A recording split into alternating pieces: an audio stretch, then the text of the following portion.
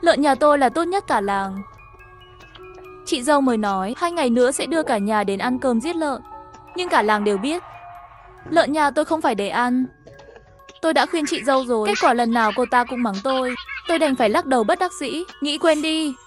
Giờ ăn của họ cũng sắp đến rồi. Nhà tôi có hơn 20 con lợn, là em bé của cả gia đình. Lợn nhà tôi nuôi gọi là một cái tốt, lớn nhất là 350 kg, là vua lợn của làng. Chỉ tiếc là lợn nhà tôi không phải để ăn. Nếu có ai động đến con lợn nhà tôi, đó là điều cấm kỵ lớn của làng. Nhưng hôm đó, trên bàn ăn ở nhà, chị dâu không ngại mở miệng chúc mừng ngày. Bà ơi, chờ 2 ngày nữa người thân nhà tôi không phải sẽ đến sao? Tôi nghĩ đến lúc đó giết một con lợn náo nhiệt. Bảo họ cũng biết tôi kết hôn với gia đình giàu nhất làng. Thấy không ai đồng ý, chị dâu đập bát đũa trong tay. Chỉ cần ngẩng đầu lên và thách thức anh trai tôi, Lưu Nhật Khánh. Ý anh là sao? Có rất nhiều lợn trong nhà, cho người nhà tôi ăn một chút cũng không được. Đừng quên, tôi cưới anh từ dưới thị trấn. Nói rồi chị dâu hét lên những thứ này. Sau này không phải đều là của chúng tôi. Chẳng lẽ còn phải chia cho đứa nhỏ không? Tôi thấy anh trai tôi cau mày, mắt đỏ lên, giơ tay lên thì muốn đánh. Biết đấy, trong làng không ai sẽ giết con lợn của tôi đã ngăn hẳn lại. Kỷ niệm ngày nhà máy gốc. Cậu bé này không hiểu gì cả. Ăn không? Muốn ăn thì ăn. Đến lúc đó tự tử. Chị dâu cuối cùng cũng tức giận, nhưng cô ta không biết, ngay sau bữa ăn, bà tôi lén nói với anh trai tôi, đồ khốn kiếp. Một cái gì đó mất bình tĩnh đã đánh cô ta đi. Con đang gặp rắc rối đấy. Nói rồi, bà tôi thở dài một hơi, mắt nhèo lại. Ngày sớm cũng không sao. Lần này họ lại có thể ăn no rồi. Ăn cơm xong tôi đứng ở cửa phòng ngủ của chị dâu, nhìn vào bên trong. Chị dâu nhìn thấy tôi, vẫy tay đắc ý với tôi. Lưu Tiểu Mai, cái này kẹp tóc cho em.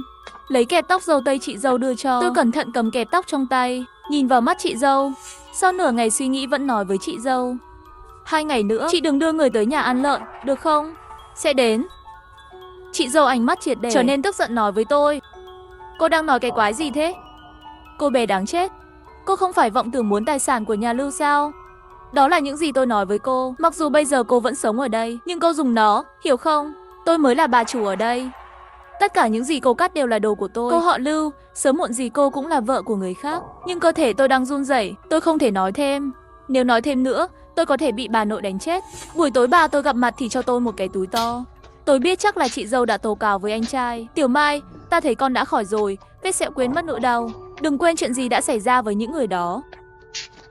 Nếu nói nhiều hơn nữa, ta sẽ xử lý con như thế nào. Sau khi bà đi, tôi run rẩy lấy ra một cái hộp gỗ. Bên trong là tất cả các loại đồ trang sức nhỏ. Một số thì cũ hơn, màu sắc đều bắt đầu chuyển sang màu vàng, không sáng bóng như khi lấy được nó. Tôi đưa cho chị dâu một cái kẹp tóc dâu tây cũng để vào trong, nói với chính mình là quên đi. Tiểu Cúc và anh Hoa, họ phải ăn gì đó. Về việc anh trai tôi từng lấy 2 người chuyện này vợ, chị dâu tôi không biết. Trong làng cũng không có ai nói, bởi vì mọi người trong làng đều sợ nhà tôi. Khi tôi còn rất trẻ, tôi cũng không biết tại sao, cho đến một ngày tôi cho lợn nhà tôi ăn thức ăn cho lợn, trực tiếp làm bà tôi tức giận, treo cổ tôi và đánh tôi cả ngày. Kể từ đó, tôi biết rồi, lợn nhà tôi không được ăn thức ăn. Trước khi tôi 10 tuổi, tôi có em gái. Nhưng một đêm nào đó khi tôi 10 tuổi, em gái mất tích bên cạnh chuồng lợn. Nửa đêm tôi bị tiếng động bên ngoài sân đánh thức. Xóa mắt đi ra ngoài, nhưng lại nhìn thấy con lợn vốn dĩ lười biếng, đột nhiên như điên, tập hợp lại. Đang cắn cái gì? Tôi dùng đá đập vào mông anh Hoa. Nó quay đầu lại nhìn tôi, trong mắt có ánh sáng đỏ. Tôi chưa bao giờ thấy Hoa như thế này. Miệng nó nhai đi nhai lại, biểu cảm trên mặt giống như con người mới có, hấp dẫn. Bởi vì lơ là, anh Hoa dường như bị chạm vào khi đang ăn. Nó rên rỉ và ho thêm vài lần nữa. Từ miệng lợn nhổ ra một cánh tay nhỏ. Cánh tay bị nhai không ra dáng. Tôi sợ quá, chân mềm, cúi xuống đất. Anh Hoa trong miệng là cánh tay, vậy những con lợn khác đang vây quanh cái gì? Tôi bịt miệng, buồn nôn, lấy hết can đảm để nhặt một hòn đá, đập vào chuồng lợn. Đàn lợn đã tản ra, tôi nhận ra em gái tôi đang ngồi đó. Nó phết sơ chết rồi, tôi hét lên, che miệng lại. Ngón tay gần như muốn bỏ vào da thịt. Tôi tận mắt nhìn thấy Tiểu Cúc nhai nát đầu em gái tôi. Khuôn mặt của em gái tôi giống như một quả dưa hấu, bị nghiền nát bởi một vài chiếc răng lớn màu vàng. Bộ não chảy xuống đất theo ống miệng lợn. Lợn ăn thịt người, lợn đã ăn thịt em gái tôi. Tôi như bị điên, giọng nói đã khô. Bà nội, anh trai, em gái bị ăn rồi. Lợn bị điên, lợn đã ăn thịt em gái tôi. Vẻ mặt của bà nội có chút thay đổi. Rồi tự nói với chính mình, nói thêm một chút thịt nữa rồi mới cho ăn. Lợn con có thể ăn no hơn. Sắp đến ngày chiêu đãi gia đình chị dâu tôi rồi. Chị dâu vui vẻ kéo mẹ cô ấy nói, mẹ, Hôm nay ăn mừng vàng tày giết lợn. Lợn của nhà chúng ta, tốt nhất cả làng. Một miếng súng tuyệt đối thơm không ngủ được. Đây là bà nội đi tới, cười tủm tỉm nhìn chị dâu nói. Lát nữa ăn cái béo nhất. Đi xuống, sốt vào dầu. Quá tuyệt. Cả nhà chị dâu đều đang cười, chỉ có mình tôi nghe bà nội nói vậy. Toàn thân nổi da gà. Đúng vậy, trông béo trắng. Trên bụng, xung quanh là mấy lớp dầu đen hoa trắng. Lợn nhà tôi thích ăn như vậy. Tôi ngồi yên lặng ở cổng hàng rào lợn, cơ thể nhỏ bé run rẩy. Gia đình chị dâu có thể không biết, nhưng tôi biết. Những thảm kịch trước đây sẽ lại xảy ra. Chị dâu trước đây tôi cũng đã khuyên họ rồi, nhưng không ai nghe lời tôi. Lúc này anh trai tôi đột nhiên gọi tôi là Tiểu Mai. Đứng làm gì? Đun nước nóng đi. Nói xong anh trai tôi đổi bộ mặt, trên mặt nở nụ cười ý như bà của tôi, đi về phía chị dâu tôi. Khi chị dâu tôi phát hiện có gì đó không ổn, không kịp rồi. Tôi mua tiền vận hành rắc rối, buộc chúng lại. Tôi biết nút thắt đó. Trước khi giết lợn trong làng sẽ bị trói vào 4 chân của lợn, nhưng anh ta dường như không nhận ra điều đó. Mức độ nghiêm trọng của vấn đề lại bắt đầu mở miệng mắng chửi lưu. Ta bị mù mắt. Mới sống với một người đàn ông giúp vợ như ngươi, nhanh lên thả cho chúng ta đi. Anh trai tôi không nói gì, chỉ là cầm dao làm bếp mài xong chậm rãi đi vào. Hắn nhìn chị dâu liếm môi. Cứ như vậy, anh ta trở thành món ăn của lợn nhà tôi. Đây là anh trai tôi đột nhiên phát hiện chị dâu tôi mất tích. Anh trai tôi chạy ra, một cái tát mạnh vào mặt tôi. Cô bé để em mở cửa. Người ta đâu rồi? Ba của tôi cũng nhìn chằm chằm vào tôi một cái. Tôi thường nói lớn thì cho dù trốn được, không thể thoát khỏi ngôi làng này. Giống như mẹ tôi nói. Khoảng 10 phút sau, chị dâu về rồi, là do dân làng mang về. Chị dâu tôi kinh hoàng nhìn tôi, khóc lớn nói Tiểu Mai. Mai, cứu tôi với, cứu tôi với. Nghe lời chị dâu, cả người tôi như rơi vào hang băng, toàn thân bắt đầu tê liệt. Chậm rãi quay đầu nhìn, ba của tôi có ánh mắt sắc lẹm, đã ở trên người tôi rồi.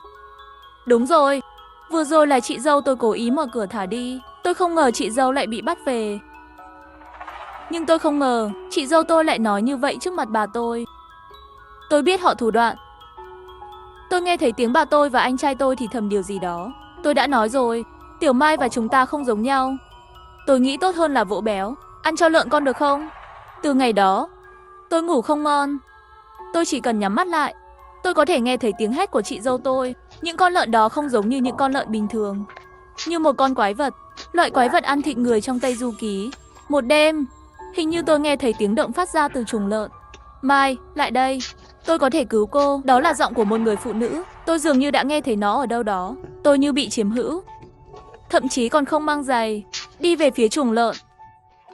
Giọng nói của người phụ nữ đó càng ngày càng gần tôi, càng ngày càng gần. Tiểu Mai, lại đây, tôi muốn nói chuyện với cô.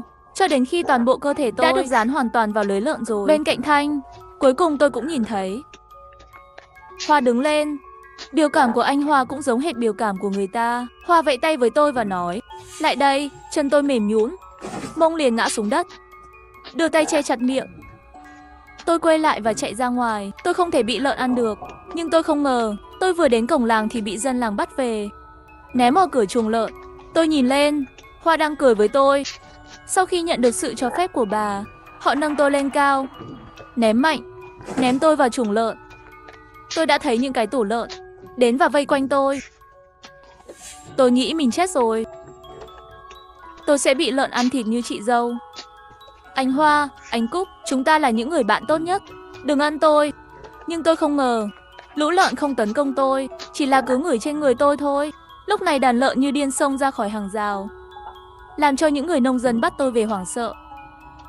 Lúc này bà từ từ bước ra khỏi nhà, nói với hai dân làng, để lợn nhà ta ăn là phúc cho các người.